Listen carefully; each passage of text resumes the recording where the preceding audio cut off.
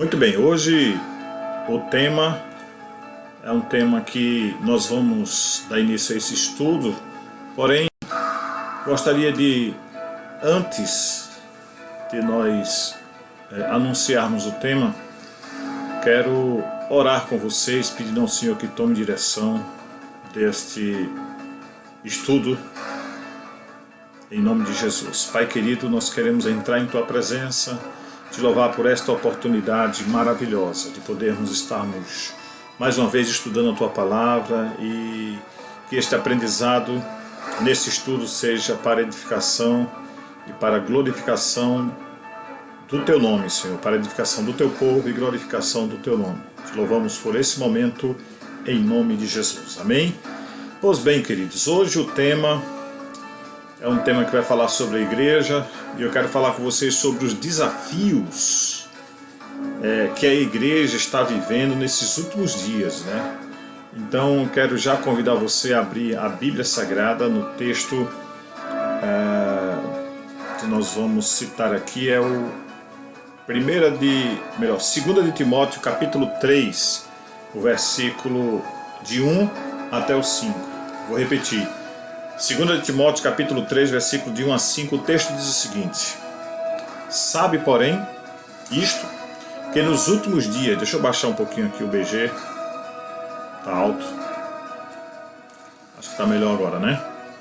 Vamos lá, repetindo: Sabe, porém, isto, que nos últimos dias sobrevirão tempos trabalhosos, porque haverá homens amantes de si mesmo, avarentos, presunçosos, soberbos, blasfemos, desobedientes a pai e mães, ingratos, profanos, sem afeto natural, irreconciliáveis, caluniadores, incontinentes, cruéis, sem amor para com os bons, traidores, obstinados, orgulhosos, mais amigos dos deleites do que amigos de Deus, tendo aparência de piedade, mas negando a eficácia dela.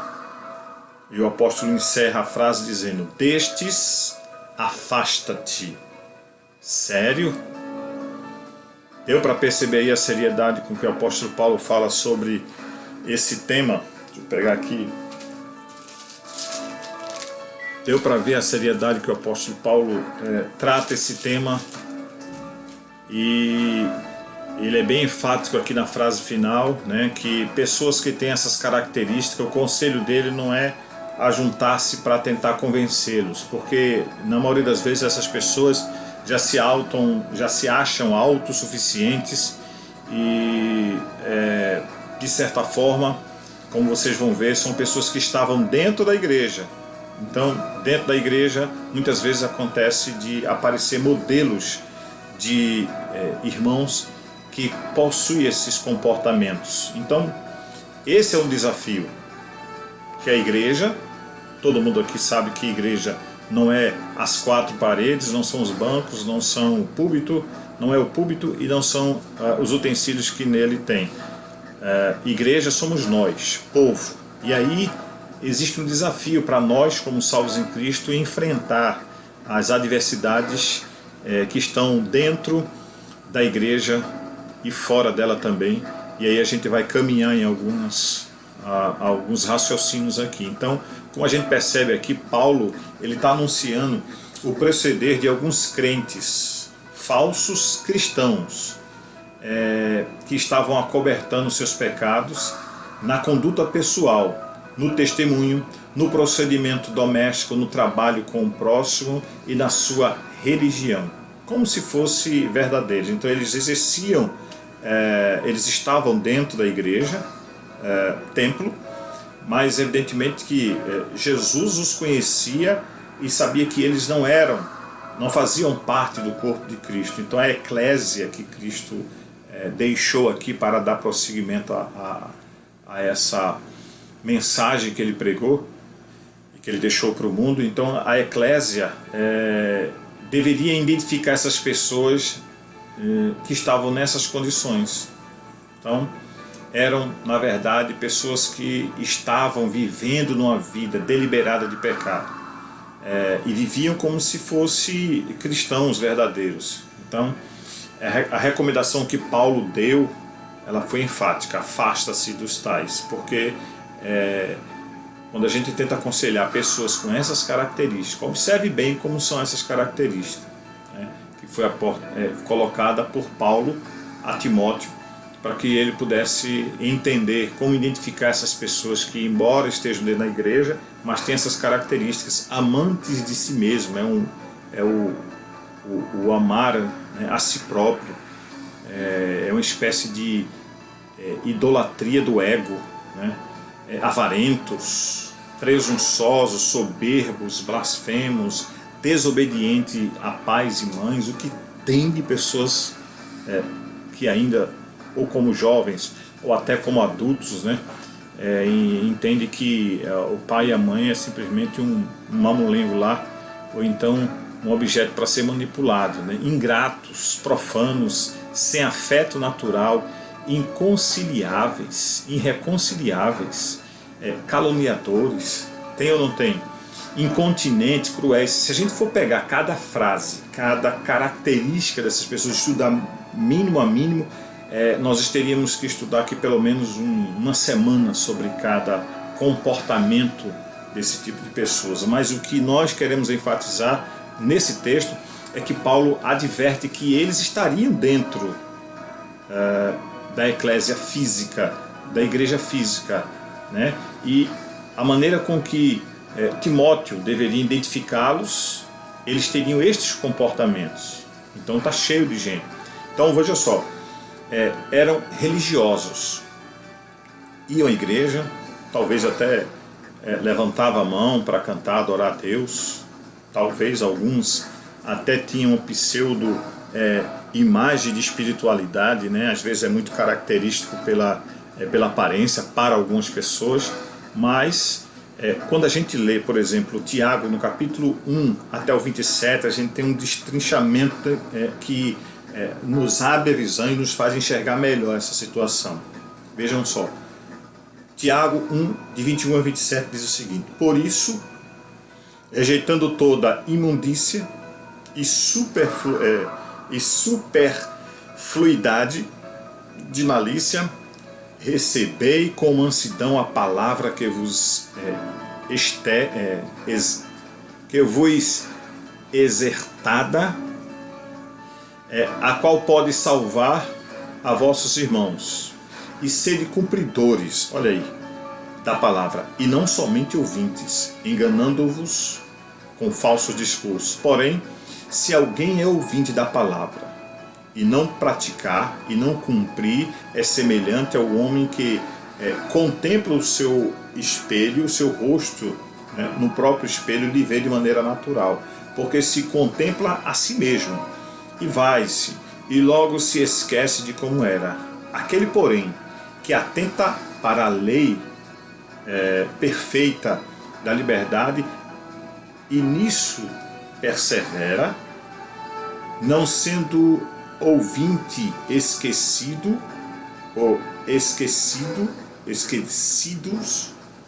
mas fazedor da obra, este tal será bem-aventurado no seu feito. Se alguém entre vós, olha o que é que ele diz, se alguém entre vós cuida de ser religioso e não refreia a sua língua, antes engana seu coração. A religião desse é vã. A religião pura e imaculada para com Deus, o Pai, é esta: visitar os órfãos e as viúvas, e nas suas tribulações, e guardar-se da corrupção do mundo. Veja, nesses versículos que aparecem em Tiago, capítulo 1, versículo de 1 a 27, o próprio Tiago, ele também deixa claro, né? Se alguém é ouvinte da palavra e não é cumpridor, é semelhante ao homem que contempla o seu espelho no seu rosto natural. Então, é a ideia exatamente de comportamento religioso, né? Só para mostrar, aparecer para os outros. Então, Inclusive, uma das frases que é citada nesse texto é a necessidade de refrear a língua, saber o que dizer na hora certa. Então, o apóstolo Paulo, em sintonia com aquilo que Tiago está dizendo, deixa claro que é possível que algumas pessoas dentro da igreja cristã, evangélica, eles têm esse comportamento, mas não têm a aprovação de Deus para que tenham esse comportamento. Então, existem vários desafios. E conviver com essas pessoas dentro da igreja é um desafio ou não é? Você concorda comigo? Então, entre tantos desafios para lidar com pessoas assim, existe o desafio de permanecer alerta. Nós precisamos estar alerta para poder identificar essas pessoas. Tem que identificar essas pessoas, porque pessoas com esse tipo de comportamento, ele bloqueia o crescimento da igreja, bloqueia pessoas de chegarem a Jesus, bloqueia os projetos que são colocados para ser efetivado dentro da igreja. Então, é preciso que a igreja do Senhor esteja acordada, vigilante. Tá? Quando você lê Mateus 13 e 25, vai estar aparecendo lá a parábola do joio e do trigo. Então, na plantação, né, entre aqueles que estão dentro da igreja, tem o joio e tem o trigo. O trigo, ele é um pouco parecido. Cresce junto, ou melhor, o joio é bem parecido com o trigo, cresce junto até. Porém, se arrancar o trigo, melhor, se arrancar o joio agora, vai danificar o trigo. Então, o momento da colheita, da separação, de fato será Deus, na vinda de Jesus, que irá ser feito isso aí. Porém, nós precisamos perceber essas pessoas para se afastar delas. Tá? Claro que a gente diz se afastar, no sentido de não concordar com aquilo que está sendo feito, não se associar com os mesmos hábitos que essa pessoa está tendo dentro da igreja. Então, existe isso como o primeiro desafio da igreja, permanecer alerta para poder identificar. Então, entre identificar e simplesmente cruzar os braços, é melhor estar alerta. Então, esse é o primeiro desafio entre alguns, né? Existem vários, mas eu coloquei alguns só aqui, que a igreja precisa ter: o desafio de permanecer alerta. Então esteja alerta, esteja vigilante, tá? Então, além desse desafio, existe outro desafio chamado desafio de não ceder às pressões que a igreja sofre. Ora, verdade. Pronto, essa época da política, quantos procuraram pastores, quantos políticos para barganhar eleitores? Quantos pastores levaram candidatos para cultos dentro da igreja e deram oportunidade para esses homens ou mulheres falarem? Quantos fizeram conchavos, acertos? A minha igreja tem 150 membros, 200 membros. Eu garanto os 200. Que garante o quê? Ninguém garante o voto de ninguém, gente. Então, tem liderança que está se vendendo. Então, existe esse desafio de não ceder essas pressões externas. O próprio humanismo, né, onde muitas vezes coloca o homem como centro de todas as coisas, centro de tudo, né?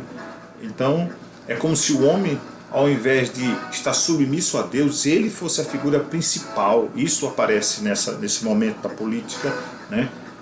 Como alguns líderes que se acham soberanos e que ovelhas passam a ser instrumento de troca de votos, de benefícios para a igreja. Não, quem quiser ajudar os políticos, que ajude. A igreja não pode ficar presa a isso.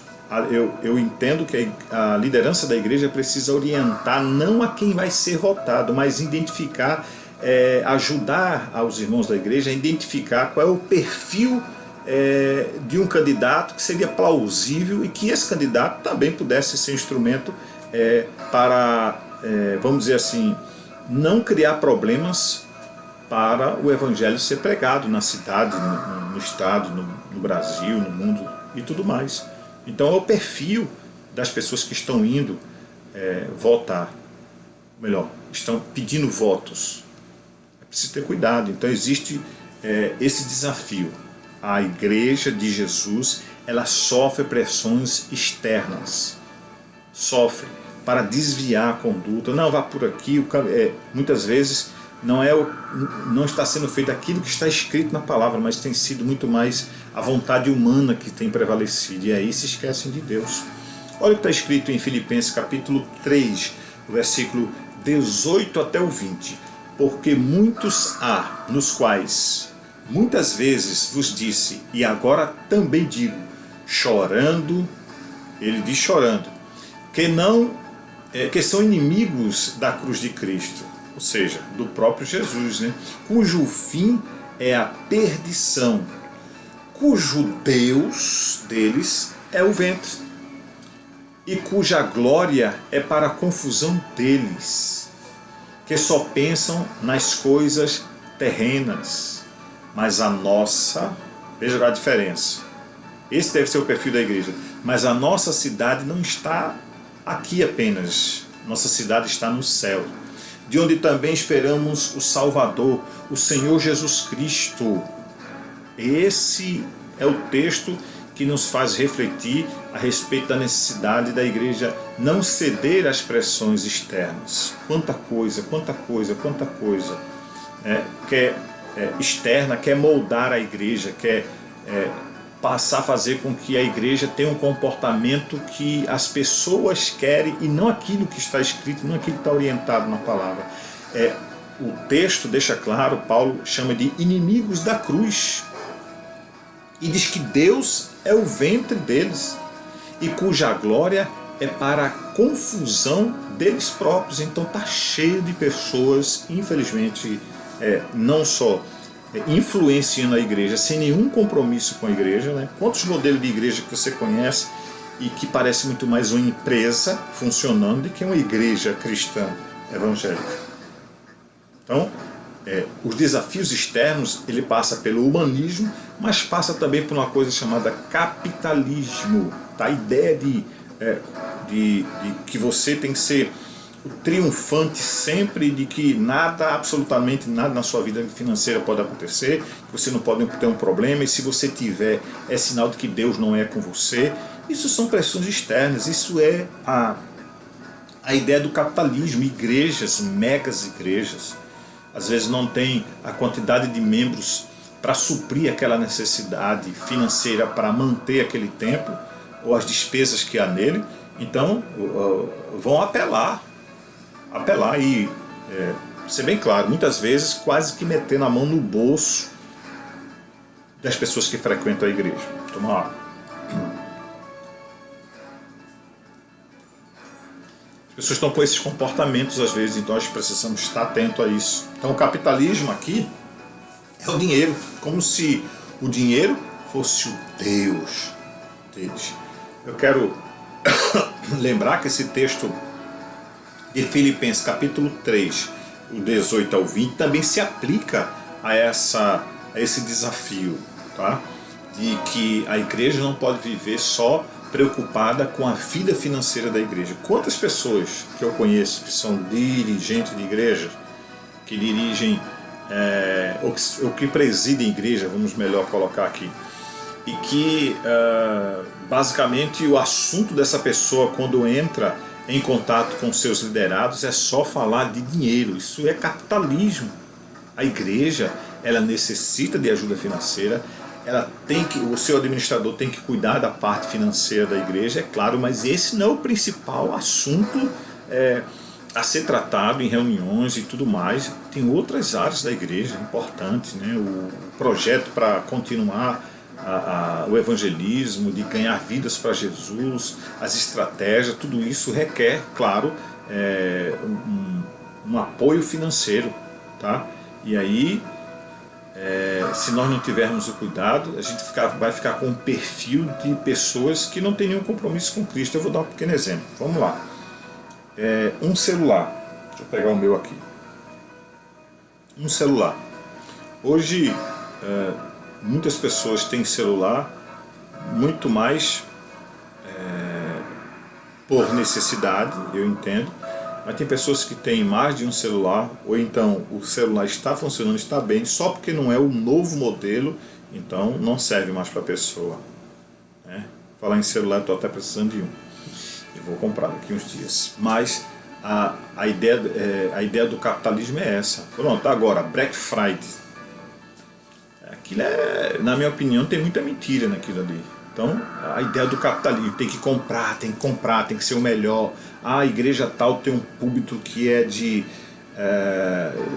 a base de ferro, tem que ter aquele copinho no lugar de botar a água, tem que ter a base de vidro. Muito bem, se a igreja pode, amém. Se os irmãos podem cooperar para que isso aconteça, amém. Né? É bonito, claro. Mas se não pode, então eu tenho que perguntar, eu tenho condições de comprar? Se não tiver, então não pode ceder a isso. Hein? Vejam só dentro dessa questão da pressão externa, eu falei do humanismo, quando as pessoas se colocam à disposição como se fosse o próprio Deus, muda tudo, corrige tudo que não está valendo mais daquilo que era antes, e aí querem dirigir a igreja como se eles próprios fossem os deuses. A questão do capitalismo, mas também tem a questão do relativismo moral. Não tem problema não, pode ficar assim, venha do jeito que está e fique do jeito que veio para servir a Cristo. Negativo. A base da permanência da igreja na terra, ela passa pela moralidade da igreja. A gente não pode tratar pecado com relativismo. Não, não é pecado, é mais não tem pecado, é pecado na Bíblia, é errar o alvo. Pecado na Bíblia, o ensino geral da Bíblia é pecado. O que é pecado aqui no Brasil, é pecado no Japão, é pecado em qualquer lugar do mundo. Então são princípios que a igreja de Cristo não pode abrir mão. Esse é um desafio, né? Então é só lembrar o que tem escrito lá em 1 João, capítulo 3, versículo 9, que o nascido de Deus, ele não comete pecado, porque a sua semente permanece nele e não pode pecar porque é nascido de Deus. Então, quando a pessoa resolve deliberadamente pecar, com escolha pessoal por conta do livre-arbítrio, e permanece no pecado, está sujeito a perder a sua salvação, e mesmo estando na igreja, frequentando a igreja, cometendo o pecado, mesmo se alguém da igreja não souber, ou se a própria pessoa não confessar, e se alguém tomar conhecimento, ou se a pessoa confessar, quem for tratar esse momento não pode levar o pecado no relativismo. Não, tudo bem, beleza, pecou, fica aí tranquilo. Não, está errado. Tem que haver uma moralização. Então, poucos púlpitos hoje falam sobre pecado, sobre o que é pecado e as consequências dele. Então, é um desafio hoje. Veja que eu ainda estou no segundo desafio que a igreja vive nos últimos dias. Só sobre a questão das pressões externas, o quanto você entendeu que o desafio é grande. Tá? Quando a gente fala de pecado na igreja, para alguns irmãos é uma coisa terrível, as pessoas não querem dar atenção, né? E aí vai entrando aos poucos, né? Aí, por exemplo, qual é a pressão externa dentro dessa área do pecado? E que a Bíblia reprova: a questão da ideologia de gênero, a homossexualidade, o casamento,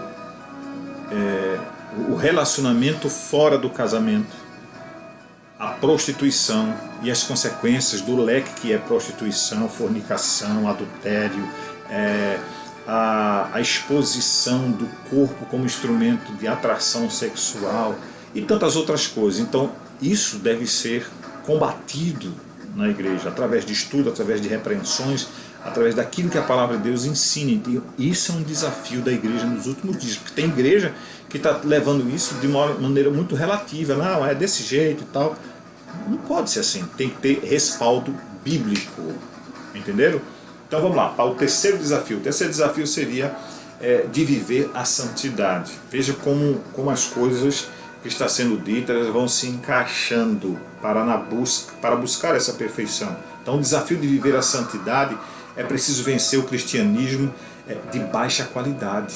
Então existem pessoas, existem igrejas que não prega mais sobre a necessidade de viver em santidade. E santidade é simplesmente você entender que ser santo é ser separado por Deus para não viver o pecado.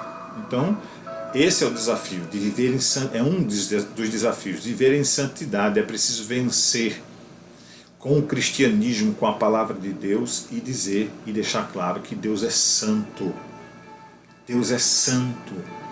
E por ele ser santo, ele exige que aqueles que se relacionam com ele busquem também santidade. 1 Pedro capítulo 1 e versículo 16 diz isso, tá? Então, é outro desafio. Desafio de viver a santidade, separado. Eu não estou falando de ser santarrão, não estou falando de ser uma pessoa que projeta uma imagem de absolutismo, de perfeição absoluta. Negativo. É deixar claro que mesmo depois de ter entregue a vida para Jesus, nossos pecados foram perdoados, estamos vivendo um processo de santificação, na busca constante a isso, e que a cada dia que passa a gente vai crescendo, melhorando até a estatura de varão perfeito, como disse o próprio apóstolo Paulo. Então, esse desafio é um dos desafios da igreja. E também tem um desafio de ser voz profética. Isso. Voz profética. A voz profética que deixa claro que aquilo e isso e aquelas coisas, a proceder com aquilo é pecado. Então tem que ser voz de Deus no meio de uma geração perversa, corrompida. Deus conta com sua igreja como instrumento de viver exatamente e de declarar a palavra profética, não só dentro da igreja, mas fora da igreja. Então vai aqui a pergunta, quando as pessoas se relacionam com você, como é que essas pessoas lhe enxergam? De que maneira você tem sido voz profética no trabalho, em casa, na rua, nos ambientes onde Deus tem lhe levado? Ser voz profética às vezes traz consequências que a própria pessoa não gostaria, mas por dizer a verdade vai sofrer algumas consequências. Então vamos lá, vamos tentar esmiuçar, ou destrinchar, melhor dizendo, isso aí. Você lembra de João Batista lá diante de Herodes? Ele teve que falar verdades para Herodes, e por conta dessas verdades a própria cabeça dele acabou sendo decepada numa bandeja de prata. Sabia muito ele. Então João Batista deixou claro que, sendo voz profética, muitas vezes haverá consequências contra a vida daquele que é voz profética, como a própria igreja que precisa ser voz profética. E eu quero dar um exemplo melhor. Vamos aqui colocar, lembra do apóstolo Paulo, acho que é capítulo 17 de Atos dos Apóstolos, onde Paulo ele vai a Atenas, né? E diante dos adoradores de Diana, de Efésio, do deus Baco, Netuno, né? Porque ali era o berço da filosofia da época. Havia os epicureus, os estoicos. Dá uma lida depois lá, capítulo 17 de Atos dos Apóstolos, você vai ver que o apóstolo Paulo ele se coloca naquela situação lá e ele olha todas aquelas imagens, aquela idolatria, e ele se posiciona. Ele vê que em um dos altares não havia a figura de um ser humano ou de qualquer animal, e ele olha aquilo ali, mas embaixo está escrito assim: ao Deus dos judeus, o Deus desconhecido. E ali ele vê uma oportunidade de pregar a palavra, de anunciar, de ser voz profética, para que as pessoas entendessem quem realmente era Deus. E você sabe das consequências. Então você deve ser voz profética aí na sua igreja. Denunciar o pecado significa dizer que você vai expor o pecado de alguém na igreja, mas de condutas, de ações que podem estar sendo equivocadas ou pela liderança ou por algumas pessoas na igreja. Então você tem que ser voz profética, falar a verdade. Quantas vezes eu já não fui, tive algumas consequências por falar a verdade, por dizer coisas que a Bíblia condena, e aí depois vi algumas consequências para mim, mas eu assumi isso como voz profética de que Deus não aprovava tal situação. E claro, apesar das consequências que o homem pode nos levar, existe também o próprio Deus que vai nos trazer a garantia de livramento, de proteção, assim como foi, por exemplo, com o próprio apóstolo Paulo. Então a igreja vive um desafio de ser voz profética. Então eu quero conclamar você, onde quer que você esteja, sendo instrumento de Deus, seja a voz de Deus, né? Libere palavras como sementes, que haja crescimento e abundância de coisas boas na vida das pessoas. E você não vai estar dentro daquele modelo de crentes que o apóstolo Paulo citou e que nós citamos, né, no início da nossa leitura. Então, a igreja também vive outro desafio, chamado desafio de preservar e influenciar as pessoas. Mateus capítulo 5, versículo 13, Jesus diz que nós deveríamos ser sal da terra e luz para o mundo. Sal dá sabor, sal conserva, sal também é instrumento poderoso de que, se for demais, também atrapalha, se for de menos também não é bom. Então, ser tempero, equilíbrio, tá? Nem de mais nem de menos, mas procurar preservar, porque o sal faz isso, preservar. E a luz é uma representação de influenciar. Qualquer ambiente escuro, quando você acende a luz, você tem uma outra visão, você enxerga melhor as coisas. Então, a ideia que é passada por Jesus para que nós devemos ser sal da terra e luz do mundo é ser sal para preservar aquilo que está dentro da palavra de Deus, mas também ser luz no sentido de influenciar. Então, um dos desafios da igreja, né, estou colocando aqui alguns, e este me parece que é o quinto desafio, é o desafio de preservar, de manter e de influenciar dentro da igreja. Então, um líder que não influencia outras pessoas dentro da igreja é complicado. Um cristão que, no meio de pessoas que não tem compromisso com Deus, não influenciar no meio das pessoas é complicado. Então esse é um desafio também para a igreja de Jesus nos últimos dias, ser sal e luz, influenciar e preservar a palavra de Deus, influenciar as pessoas e preservar a palavra de Deus. Amém? Outro desafio, sexto desafio, é o desafio de manter a comunhão com Deus. Ai, é verdade. Quanta coisa. Toma mais água. Quanta coisa acontece no dia a dia para nos afastar de Deus, para nos tirar da presença de Deus. São problemas em casa, no trabalho, no trânsito, no dia a dia.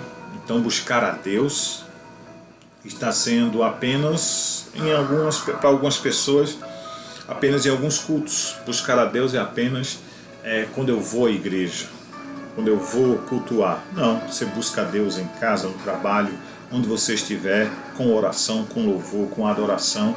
É o momento de buscar a Deus, e esse é um desafio, ainda mais nessa pandemia, né? Tem muitos irmãos que cruzaram os braços, tem muitos irmãos que perderam as esperanças, tem irmãos que pararam de evangelizar, de ganhar almas para Jesus, igrejas que estão apáticas, sem estratégias para esse momento. Então a gente tem que orar a Deus, tem que buscar a Deus estratégia para vencer esses desafios. Tem manter a comunhão com Deus, lendo a palavra, orando, estudando assuntos como esse momento, que vai alimentar mais a sua fé, vai aumentar a sua imunidade para as coisas que poderão acontecer no dia a dia. Então, esse é o desafio, manter a comunhão com Deus, manter a comunhão, porque facilmente você deve conhecer pessoas que começaram deixando de ir à igreja um dia, deixou de ir outro, parou de orar, parou de ler a palavra, e começa as coisas a acontecerem e vai levando as pessoas aos poucos a se afastarem da comunhão com Deus. Então hoje é um desafio também para a igreja, para nós hoje, o desafio de manter a comunhão com Deus. Sétimo desafio é o desafio, queridos, de permanecer na palavra. Eita, são tantos, né? A palavra ela tem perdido às vezes o espaço por onde às vezes a gente passa. Alguns cultos não tem mais leitura do texto bíblico, ela permanece em muitos cultos um espaço de 15 minutos, meia hora, porque as pessoas tem muita gente que não estão mais suportando, porque a palavra de Deus ela coloca o cristão no lugar, ela é instrumento para alinhar a vida de fé, de comunhão com Deus. Então tem muita gente que está fugindo da palavra, está preferindo adotar metodologias que, como eu já disse antes, que é usada em empresas para dentro da igreja como instrumento de moldar a pessoa. Porque lembra o que está escrito em 2 Timóteo 4,3?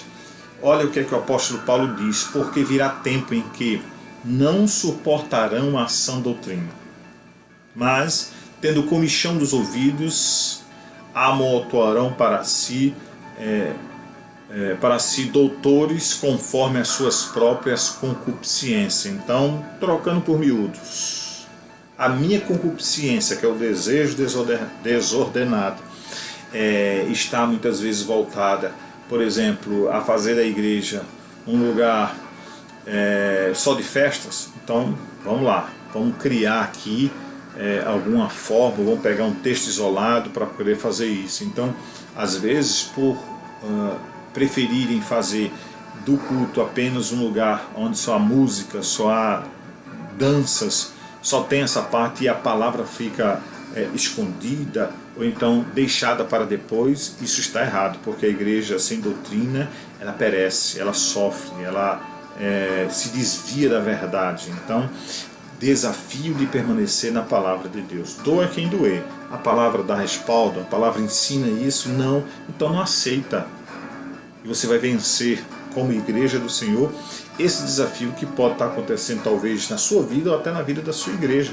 Então você precisa prestar atenção, permanecer na palavra de Deus, permanecer na palavra de Deus. Lembra que o salmista disse: lâmpada para os meus pés é a tua palavra e luz para o meu caminho. Onde eu botar a planta dos pés tem que ter respaldo bíblico para que me dá segurança. O que eu for fazer, o que eu for pensar, o que eu vou agir, as estratégias que vai ser utilizada dentro dos departamentos, dentro da igreja, devem ter estratégias com base bíblica, tá?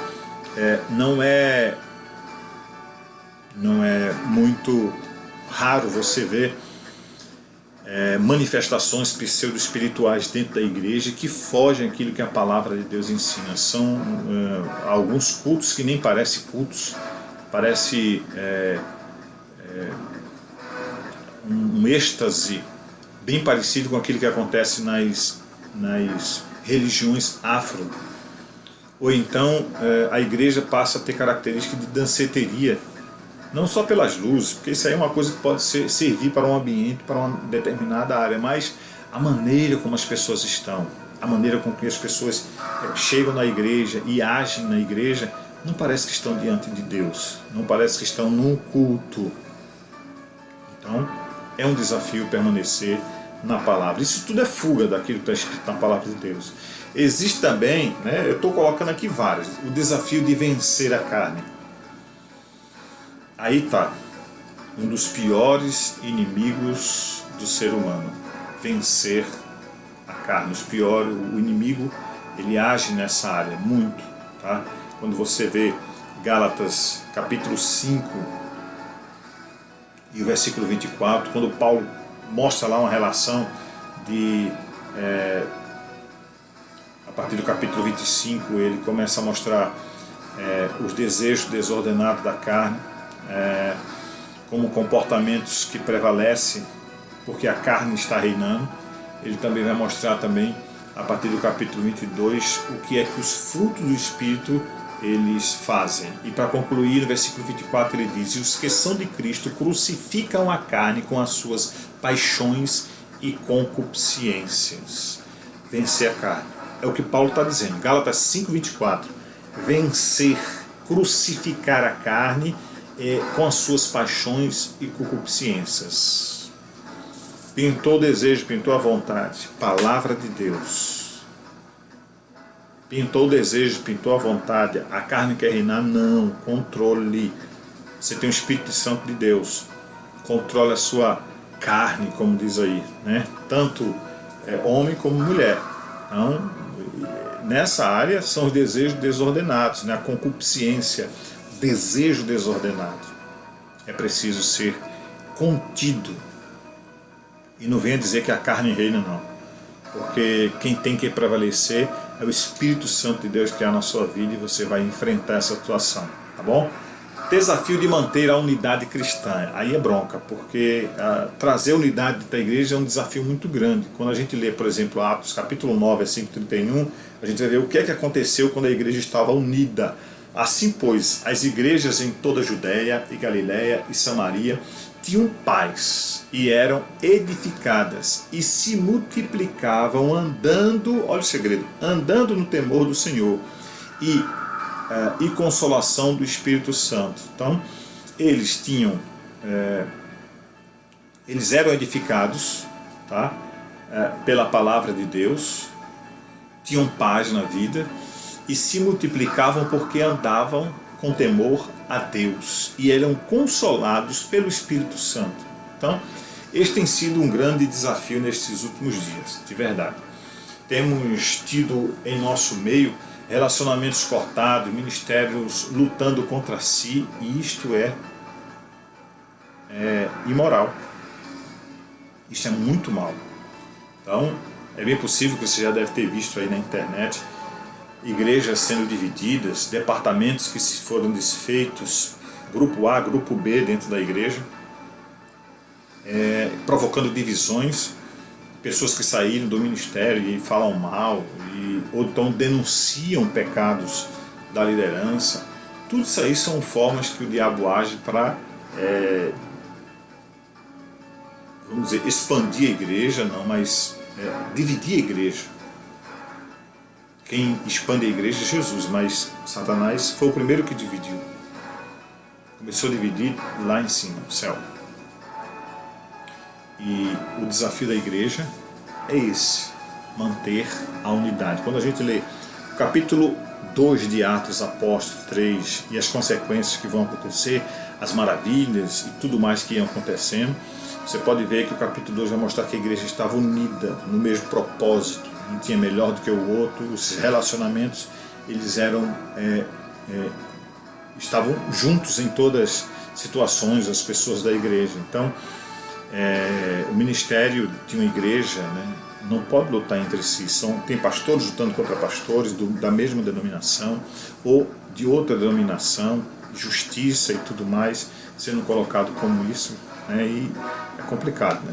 Então, esse é o desafio da Igreja do Senhor, se manter unida nesses últimos dias. Eu faço parte de um conselho de pastores que tem aproximadamente 26, 27 igrejas. São igrejas que professam a mesma fé em Cristo Jesus, porém alguns são de segmento mais conservador, outros têm um entendimento e têm hábitos bem mais modernos, outros têm características mais legalistas, mas quando esses pastores se unem para um propósito, a manifestação de Deus dentro desse conselho é algo poderoso, é algo que homem nenhum consegue entender e fazer, tá? Esse é um desafio grande que ainda existe para a igreja nesses últimos dias. Existem outros desafios, entre eles o desafio de preservar a família. O lugar bombardeado por Satanás, ou instituição que é tão bombardeada pelo inimigo, né? A gente está vendo aí muitas vezes crianças sendo assediadas, pedofilia, a própria tentativa da ideologia de gênero, introduzir ainda nas crianças a ideia de que menina não nasce menina e menino não nasce menino, que isso deve ser uma escolha do futuro. Tudo isso aí são formas que a igreja tem que se posicionar, porque é um desafio nesses últimos dias. Então, nós temos sentido na pele que as investidas do inimigo contra a família são evidentes a cada dia. Por trás disso aí é Satanás que está agindo. Então a gente tem que lembrar o que a Bíblia ensina e não negar a nossa fé. Porque olha, 1 Timóteo capítulo 5, versículo 8 está escrito assim: mas se alguém não tem cuidado dos seus, ou seja, da sua família, né, e principalmente da sua família, nega a sua fé. E é pior do que o infiel. Meu Deus. Olha o que esse texto deixa claro. O próprio apóstolo Paulo deixa claro, porque na nossa família a gente tem que ensinar as verdades bíblicas a fim de que eles não sejam influenciados por partidos esquerdistas, por as ideias marxistas, comunismo e tudo mais, que ao invés de entender que Deus existe e o homem precisa de Deus, eles vão de encontro a tudo isso aí. E a gente precisa estar alerta. A igreja, a família precisa ser protegida. E ela está protegida quando ela entende que temer a Deus está acima de todas as coisas e coloca a sua família nos pés do Senhor. Tá bom? Então esse é o desafio, de preservar a família também nesses últimos dias que a igreja está precisando. Além disso, tem o desafio de fazer missões, de evangelizar.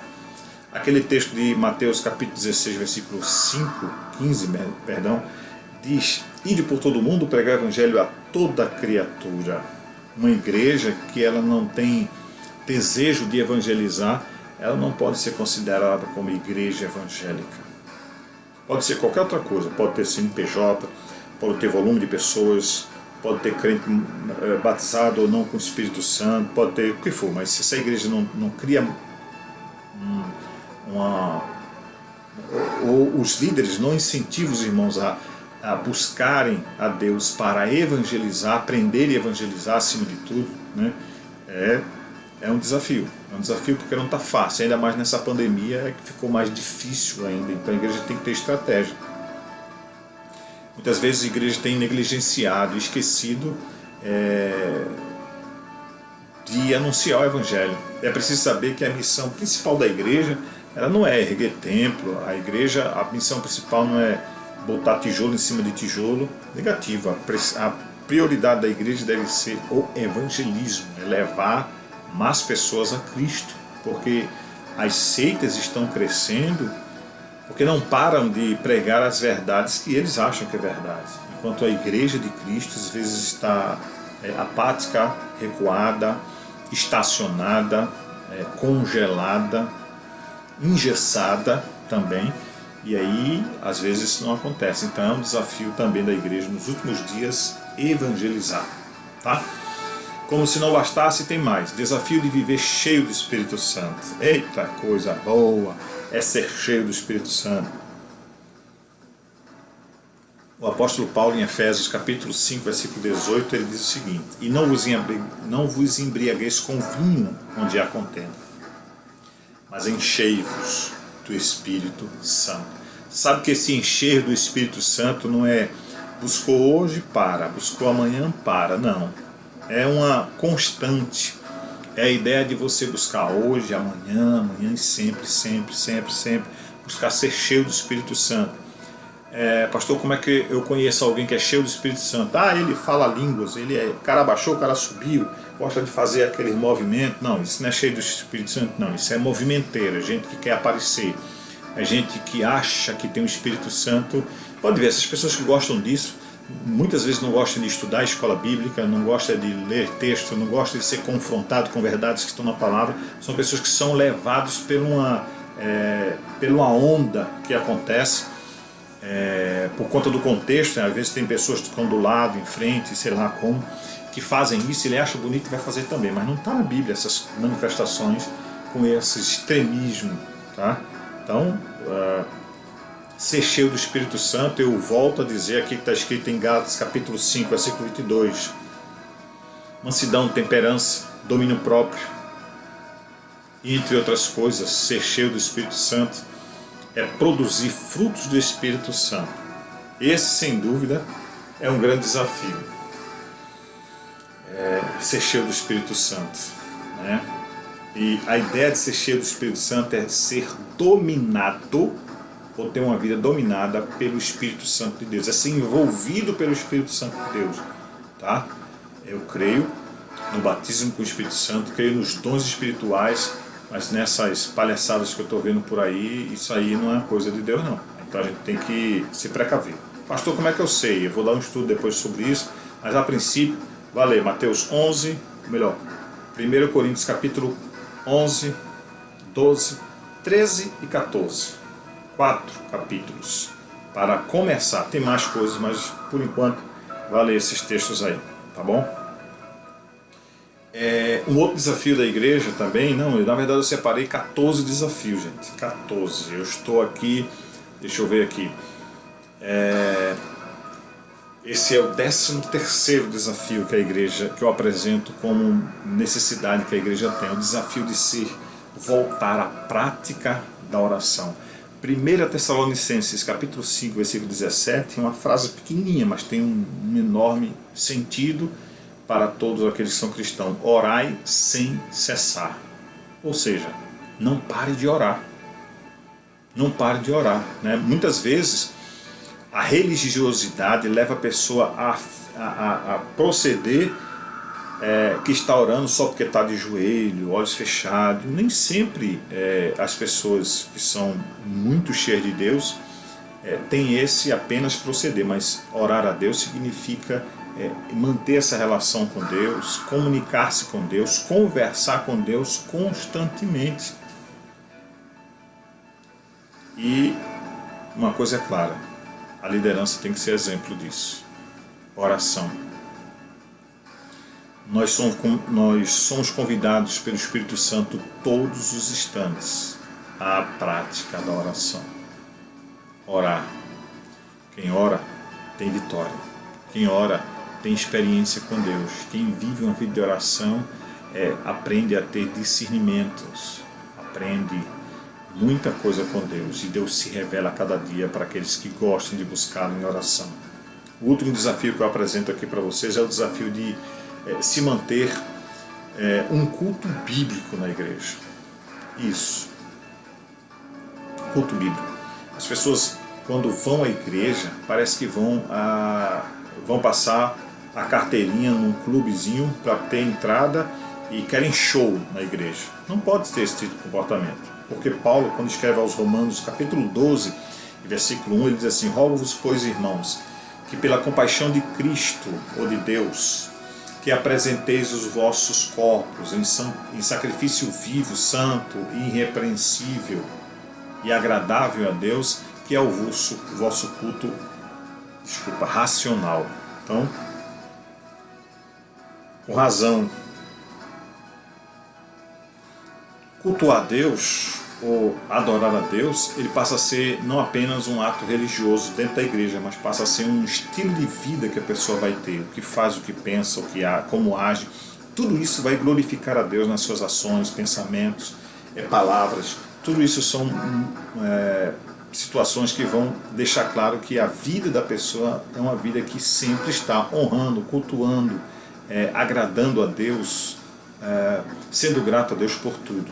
Então, o culto racional, raciocinar no que vai dizer. Então, não é uns cultos que a gente está vendo aí que parece que os crentes viram pipoca e as cadeiras, os bancos, o púlpito vira também as pipocas dentro da igreja, gente jogando para cima, para baixo. Então isso está errado, tá? Nós precisamos guardar dessas inovações que está acontecendo aí, que algumas delas podem nos ajudar para nós adorarmos a Deus melhor, né?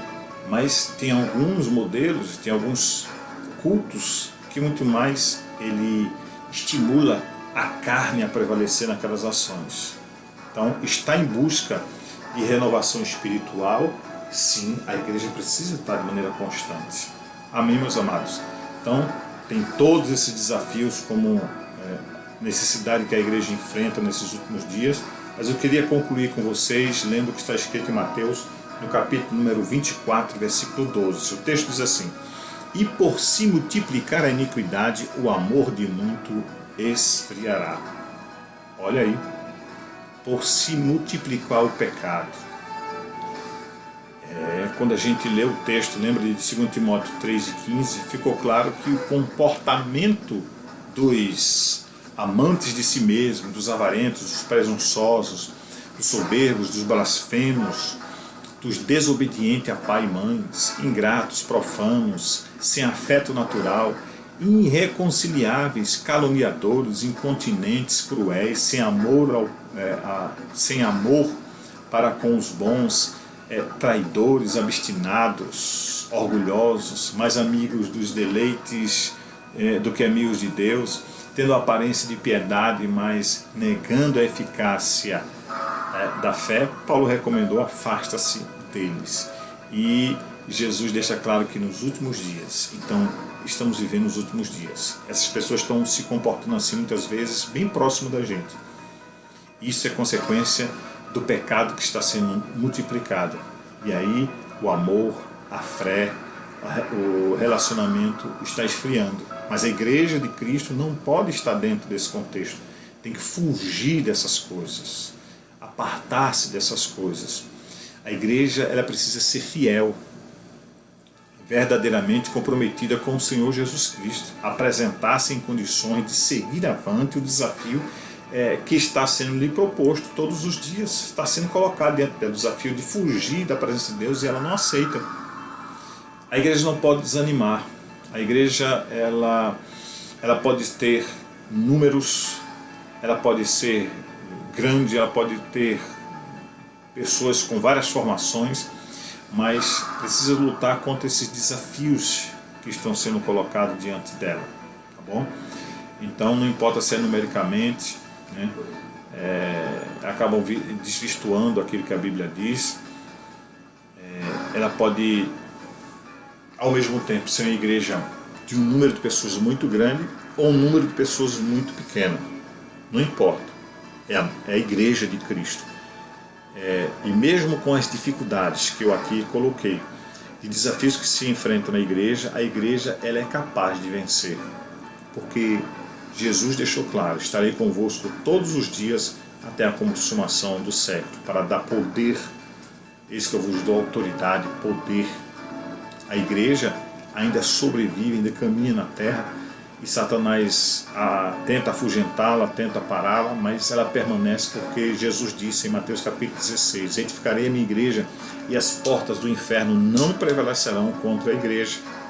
Então, não desanime, igreja, não desanime, minha irmã, não desanime, meu irmão, tá bom? Esses desafios, eles acontecem, mas nós temos um Deus que nos ajuda a vencer e nos capacita a todo e qualquer desafio que nós pudermos enfrentar. Por isso, eu quero convidar você agora para fazer uma oração, para falar com Deus. Vamos falar com Deus agora.